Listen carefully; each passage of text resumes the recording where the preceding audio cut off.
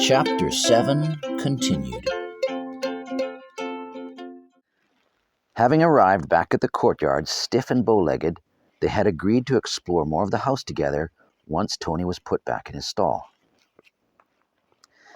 Hugo and Tarzan met their sister/secret crush, respectively, upstairs just down the hall from her room. Melody had been standing there a few steps back from the wall, admiring a large woolen tapestry directly in front of her. "Come look at this, boys. It's beautiful," she breathed, innocently lost in a world of wonder. Before them loomed a complex work of embroidery depicting a detailed scene of farmland, farm machinery, and livestock. Directly beneath the artwork stood a rough wooden table displaying a heavy wooden bowl containing a ball of multicolored yarn. The setup appeared to be a complementary part of the whole artistic display. Melody read the white plaque aloud.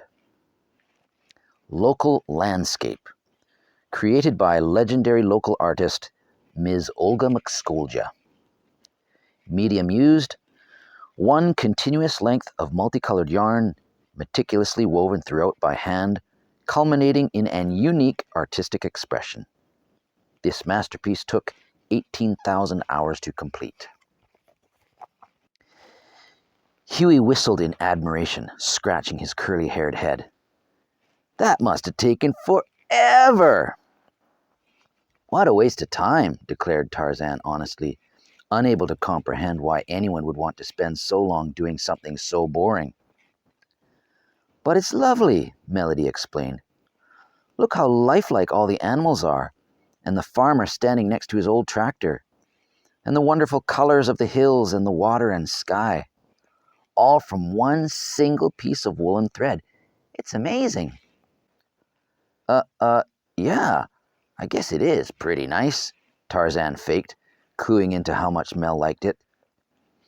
"Yeah, it's bloomin' brilliant, actually." She didn't buy it. "Oh, you're just saying that. You don't really mean it." "Well, it's not as nice as that painting over there," he said, pointing to a large, antiquated family portrait hanging on the wall directly behind them. Hovering over them sat a mother and father on locally weaved chairs with their son and daughter, typically standing and smiling behind the pair. Melody, taking a closer look, recalled Kruger's old photo in the study, recognizing a similarity. Tar, risking a little honesty, "And I think that girl is almost as pretty as you are." Melody blushed. Hugo punched Tar in the arm. "Are you flirting with my sister?" "No," he replied a little too defensively. Still smiling, Mel realized she needed to use the washroom before they carried on, and promptly excused herself. "Boys, can you wait for me? I need to use the fairy princess room." And with that, she slipped back to her bedroom to use her own ensuite facilities. Hugo punched Tar in the arm again. "I'll be right back," he said. Hugo quickly ran down the hall and down the stairs without saying what he was up to. He hoped Dad and Kruger weren't going to notice him entering the private office again. So far, he figured, no one knew that he knew about all the secret dials and controls and stuff. He snuck into the office, making sure no one heard him. Heading straight to the control panel, he remembered noticing a lever that hadn't made any sense to him before. It was labeled Fairy Princess Room. Now, knowing where his sister was at right this very second, he was up for a bit of sibling mischief. There was no specific monitor, thankfully, and he had no idea what it might do, but he cheekily yanked down on the lever anyway. Then he made it out of the office as fast as he could go to rejoin his friend.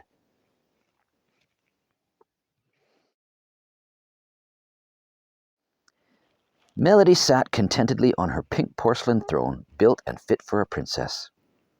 She looked around her, delighting in the decor and coziness of the tiny room. The room was circular-shaped and efficiently compact, allowing only space for the toilet, which was unusually placed directly in the middle of the room. A pretty, soft pink light bulb shielded by an expensive-looking shade hung directly above her from the center of the 360-degree ceiling. The walls, covered in dainty pink blossom designer wallpaper, circled smoothly around her, interrupted only by the door she'd entered. A delicately crafted mirror hung on the back of the door with a fancy chrome towel rack. Why there was a towel rack inside the washroom was unclear, as the wash basin was just outside the door in the bedroom. As previously mentioned, there was no room for the sink inside the washroom, just the toilet. And could she really call it a washroom if she couldn't really wash herself in it? All these interesting thoughts crossed her mind and helped pass the time. What she'd been unaware of, however, and had no way of knowing, was that throughout her lengthy feminine tinkle, the whole room had been rotating ever so slowly. It had rotated counterclockwise at about 1 degree per second, so that any centrifugal force was barely perceptible by the occupant. By the time she had finished, the entire room had swiveled a complete 90 degrees. Now, engineering-minded folk might naturally be inclined to try and figure out the logistics and practicality of designing just such a room which could move without destroying fixed plumbing and or ripping out electrical cables, causing floods and fires, etc. But, whatever the case may be, rest assured, the design was ingenious. As it happened, when Melody prepared to leave the fairy princess room, the washroom door was actually facing a completely different direction than it had when she'd first stepped inside. When she pushed open the door, she found herself, to her complete bewilderment, staring down a dim, unrecognizable corridor. A low-ceilinged, narrow-walled passage just a little smaller than the doorway she was about to step through. Confused, she dropped the hand towel she'd been holding. What happened? Where am I? Tarzan, worried about getting lost like he'd done the first night on his own, grabbed the loose end of the yarn from around the ball on display and turned to Hugo. Why don't we Hansel and Gretel it and drag the spare yarn behind us everywhere we go so we can find our way back here no problem? Hugo had just returned from his mischievous trip to the office. Oh, you're such a pansy. We'll be fine, he laughed before racing off, oblivious to the fact that his sister hadn't returned yet. Tarzan hurried after, still holding tightly to the multicolored thread. Wait for me! The yarn trailed after him, rapidly dwindling in the bowl. Unfortunately, and spectacularly disastrously, the yarn was indeed a part of the whole artsy-fartsy installation. In fact, it was an integral part, intrinsically connected with the bottom of the tapestry itself. The artist had deliberately, and foolishly, included the leftover woolen material for her work wound up in a ball inside the bowl, without snipping it off. Unbeknownst to the boys, they were about to ignorantly unravel behind them a solitary strand of what was momentarily breathtakingly stunning scenery, something that had taken a clever old woman years and years of painstaking dedication to create. Quel désastre! That's French for, who left these kids unsupervised?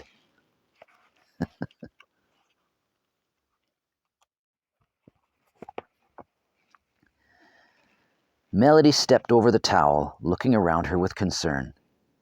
This does not make any sense. One moment she was in her bedroom, walking into a tiny toilet room. The next moment she steps back out and her bedroom has completely disappeared, finding herself somewhere she has no idea. This really is a harrowing house, her thoughts cramping her brain as she looked back and forth between the toilet she'd just come from and the long, sketchy corridor she was about to be forced to venture down. Tempted to turn around, step back inside the fairy's room, close the door, shut her eyes, and open the door again in the hopes her bedroom would magically reappear, she decided instead to go on and try to figure out where in the house she might be. Tugging on a long cord to click on a naked bulb dangling from the low ceiling, she left behind the glamour of the girly washroom and found herself pressed in on both sides. On her left was an unfinished wall with vertical wooden studs sporting exposed nails and electrical wiring running horizontally through roughly drilled holes. Moldy drywall could be seen in places on the other side of the framing. Melody slid past, eyeing it with suspicion, a growing invasion of green and black fungi, spreading relentlessly with insidious intentions of complete domestic domination. Passing close above her head, the ceiling was in a similar state. Dusty old yellow fiberglass insulation, stuffed up between wooden joists, came peeling out all over the place, like fluffy-armed monsters reaching down to grab for her and smother her progress. Pinching her shirt with one hand and using it to cover her nose and mouth, she knew it unwise to breathe in all that carcinogenic dust. Moving slowly onward, with her other hand, she felt along the cold stone wall on her right. The outdoors must be just beyond this wall, she figured. She tried to imagine what might be outside in the hopes of getting her bearings, but she'd become impossibly disoriented thanks entirely to the rotating room. The flooring beneath her feet began to slant sharply upwards, leading to an opening in the ceiling, forcing her to bend forwards onto her palms and crawl up at a steep angle. When the ramp leveled out, she had crawl climbed above the low ceiling and was able to stand upright again. Noticing another bare bulb with pull cord, she yanked on it, enabling her to look around again. She found herself to be in what appeared an attic space, even though she was sure there must be at least a couple more floors above her. At the far end, a small, round, dusty, cracked window poked a hole through the thick stonework, allowing dim evening light to filter in. Rafters held together by ancient cobwebs cluttered the area with eerie shadows. There were no more floorboards in the whole space, just pillowy insulation piling around her feet and throughout. Pairs of planks had been thrown loosely over the floor joists, forming a narrow path to walk along. She took a few tentative steps forward to get away from the square hole she'd just climbed up through, not too keen on accidentally sliding back down the slope to the narrow passage of horrors below.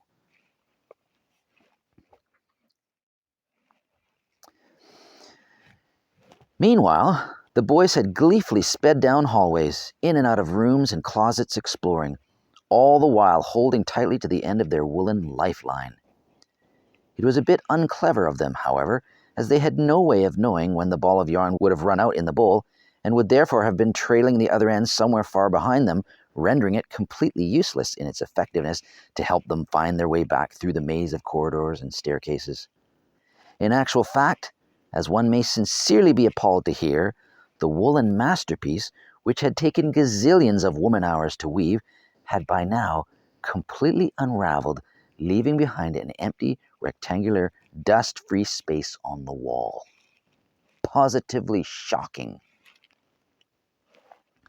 In any case, the oblivious duo happened to be inspecting a particularly large room filled with white dust sheet-covered furniture. Having illuminated the room with the flick of a switch, Tarzan seemed to recognize where he was, or at least that he'd been here before. "I know this place," he realized. "This is where I slept on our first night here. Look, there's where I made my bed." Grabbing Hugo's arm, he pulled him towards a rumpled white sheet that had recently made do for a blanket. Hugo, his initial sense of guilt by now long gone, once again recalled his role in cutting his friend off from his nice warm bed by playing around in the secret office. This triggered an additional cognition. "I wonder how Mel's doing," generously affording his sibling a brief moment in his brotherly thoughts.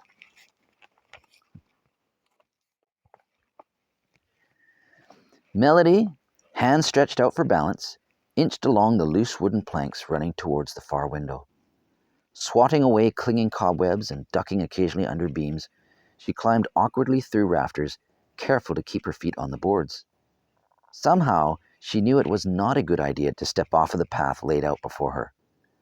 Reaching the little inset window, she held onto the recessed sill for a brief pause. Outside, the clouds made it darker than it should have been, although the sun had definitely sunk for the day. She peered out at the darkening bushes and trees below.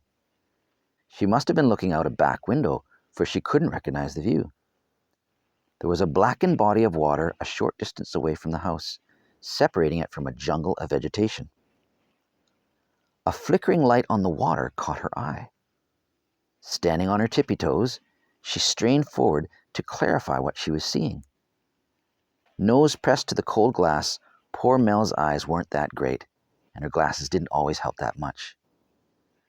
A shadowy, hooded figure with a lantern at its feet seemed to be floating across the water, heading away towards the darkening bush. Is this the second ghost she was seeing since her stay here at the Harrowing house? Melody pushed herself off of the recessed stone ledge she'd been leaning onto and fell back slightly. Not much, but enough to lose her footing. Missing the security of the plank walkway, her foot wavered between joists.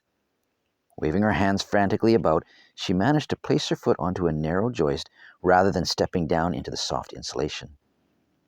Bending and twisting for balance, one foot momentarily stable with the other foot shaking in the air, she danced her way from one firm joist to another, like a clumsy ballerina trying vainly to stop mid-pirouette without falling.